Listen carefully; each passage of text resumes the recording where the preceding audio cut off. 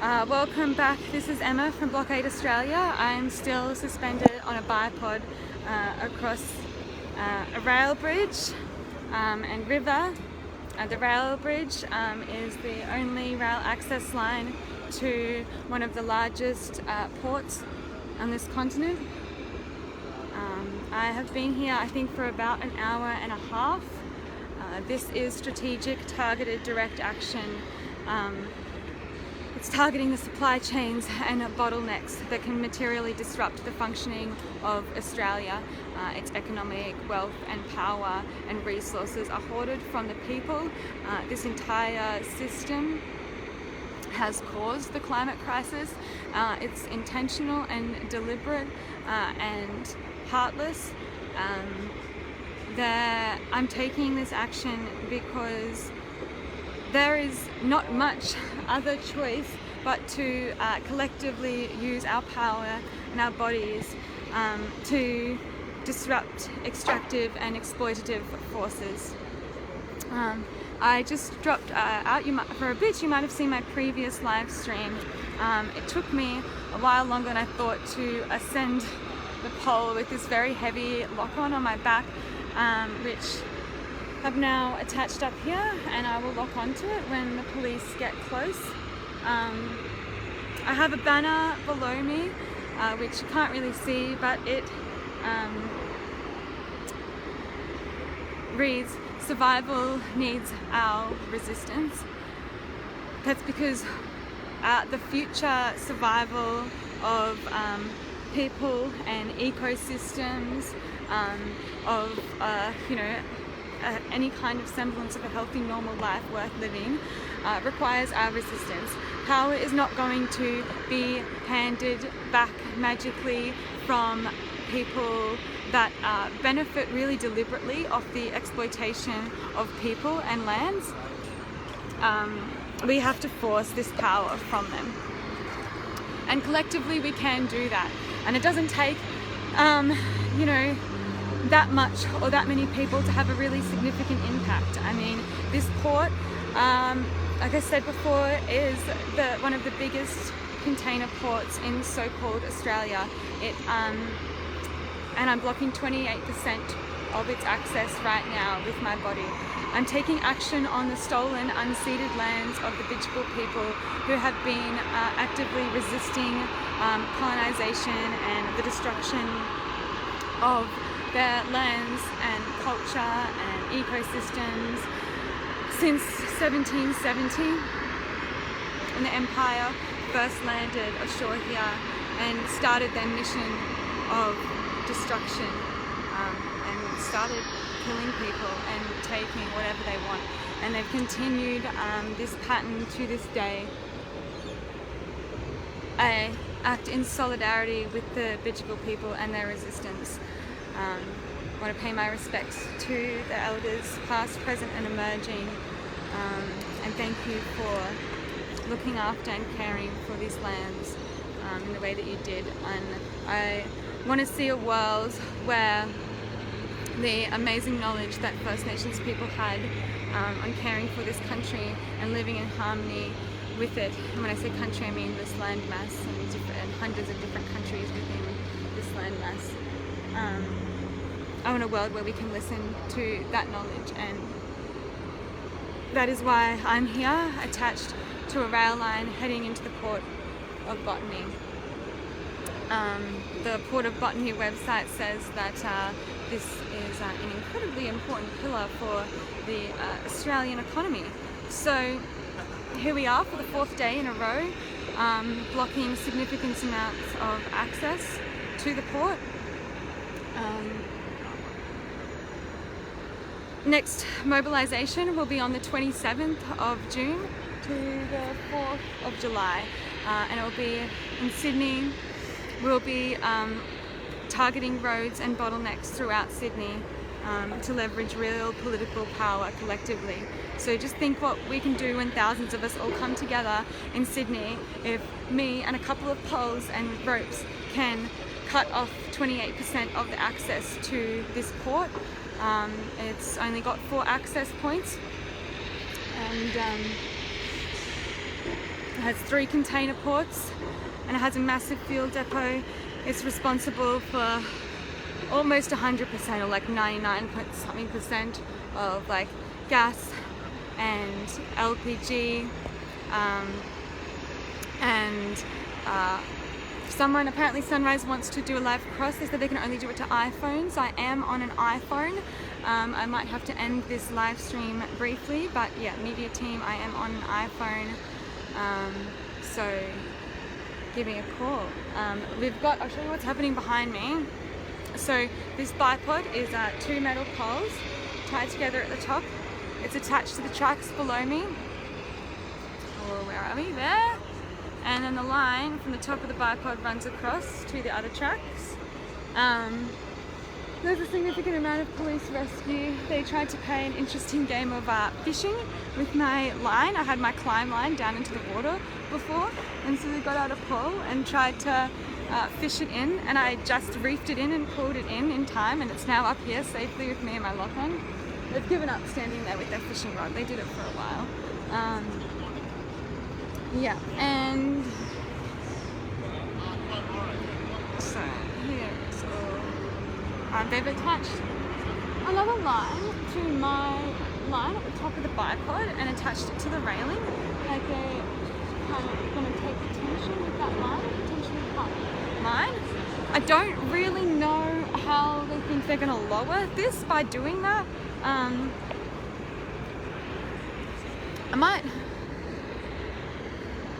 I might even just say something to them.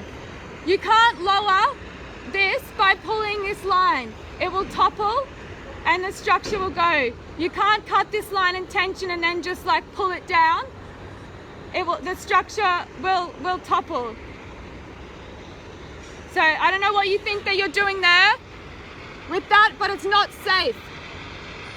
Okay? You can all go home. You don't have any jurisdiction here anyway. This is the unceded sovereign land of Bidjigal people, and I do not recognize your authority. Do not pull that down. Oh. Alright. We've got a few news crews over there filming, so hopefully they'll keep them a bit accountable. If I have to go suddenly, I'll be doing a brief live cross to Sunrise. Like I said before, media team, I'm on an iPhone, so they can call at any time. And I will be back if that happens. Apologies. So if you're just tuning in, I am on the rail line heading into the Port of Botany. I'm on a bipod. I'm taking strategic and targeted direct action like this with Blockade Australia because it is the only way I see forward to fast, meaningful change of the system that we're in. This civilization that we call it is a complete facade. There's nothing civilized about it. This entire system is exploitative and murderous. It relies on people being in poverty and impoverished. It relies on people being in detention. It relies on people being locked up. It relies on people starving to death. People starve to death every single day. Not because we don't have enough, but because the wealth is intentionally hoarded. And we're running out of time, and it's ridiculous to think that anyone is coming to save you, that any change that's meaningful can be made from within the system. The system is working exactly as it was designed. It was set up this way as a penal colony that came to lands, took whatever they wanted, killed whoever they wanted to exploit and extract money and wealth and resources. So there's no meaningful change that can come from within the system, but collectively we do have a lot of power if we're willing to put some effort in and use our bodies and our time like this. Not gonna lie and say that it is fun or what I want to be doing today, but what I really don't want is our food crops to fail in about 8 years, which scientists are predicting. They're already failing in some places. I really don't want Fiji and the Maldives and the Philippines and Nauru and Samoa and like 50 other places to go underwater like they're expected to by the end of the century. The entire coastline of this continent will be underwater by the end of this century. And that just doesn't leave us any wiggle room. We need to do everything in our power, everything that we possibly can to stop the ecological destruction that is occurring all over the world. I'm also taking this action in solidarity with my friend Arno, who was up a Bipod blocking access by road to the port, one of the container terminals of the Port of Botany. 2 days ago, not yesterday, the day before. He was given relatively minor charges, but this racist government, an oppressive and awful system, has now had their immigration minister step in, revoke his visa, and he is still being held in custody to be deported. He's being deported for speaking out and for acting and for disrupting one of the 3 road accesses to Port of Botany for a few hours.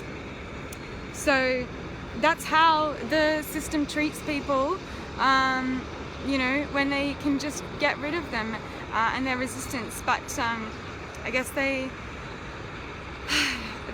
don't know how strong we really are collectively.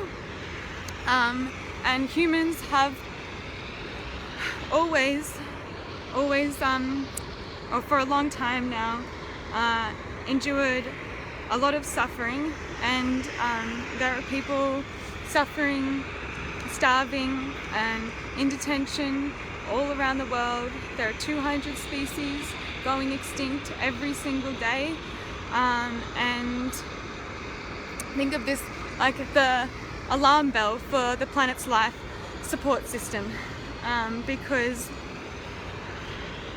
our ecosystems are truly failing around us. And when ecosystems fail, civilization collapses. And I don't mean, you know, fancy, nice luxuries. I mean our hospital systems collapse. I mean our food systems collapse. And people starve to death even more so than now. I mean that more and more people will be having to rebury their loved ones as the sea levels rise, because that's already happening in the Pacific Islands. I mean that disease will kill millions of people. By 2060, there's predicted to be 1.4 billion climate refugees. And what does this government do with refugees? It locks them up in indefinite detention. Do you think it'll do any different with the 1.4 billion people that are deliberately displaced from the environmental destruction of forces that only care about their own power and wealth? There's a really recent example just up the coast from here of many people who have been made climate refugees, who have been killed or flooded out of their homes in the recent massive floods in Lismore, Northern Rivers, and Mianjin, Brisbane. And yeah, take a look what happened there. The government left people high and dry. People were rescuing each other with helicopters and boats, and yeah, any kind of help from the government was not seen until it was really too late, and many more people would have died if the community hadn't come together to act collectively and look out for one another. And so don't expect the government to do any different as the climate crisis worsens and these disasters increase in frequency and intensity. This system does not care about you and me. It doesn't. It was not designed for us. It was designed for the elite and the ruling class. And if you want a world with more equality, where ecosystems aren't destroyed on a whim, where everybody has enough to eat, and we can live like normal human beings, then we all need to do something to make that world happen, because it's been stolen from us. So come to Sydney on June 27 to July 4 and take action with me and hopefully thousands of other people on the streets of Sydney. It is the biggest city on this continent in so-called Australia, and